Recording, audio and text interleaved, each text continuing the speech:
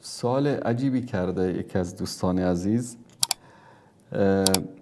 میگه که در جای خوانده که محمد ابن عبدالوهاب معتقد به این است که آغاز نبوت از حضرت نوح علیه السلام است.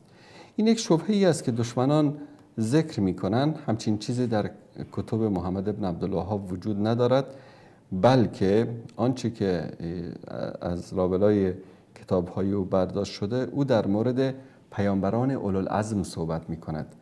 پیامبران اولوالعزم رو که در قرآن کریم به نام اولوالعزم ذکر میشه، فاصبر کما صبر اولوالعزم من الرسل، صبر کن امان گونه که پیامبران اولوالعزم صبر کردن.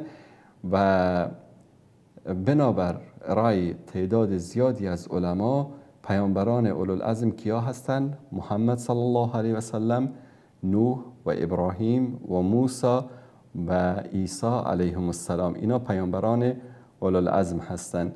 شروعشان از نوح علیه السلام میشه. منظور محمد ابن عبدالوهاب شروع پیامبران اولوالعزم از نوح علیه السلام هست، نه اینکه نبوت از نوح علیه السلام شروع شده باشه.